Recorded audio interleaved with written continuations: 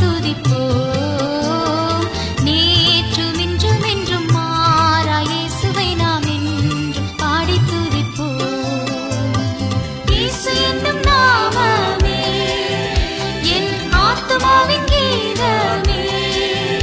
என் நேச இயேசுவை நான் என்றும் ஏற்றி மகிழ்ந்திடுவேன். என் நேச இயேசுவை நான் என்றும் ஏற்றி மகிழ்ந்திடுவேன்.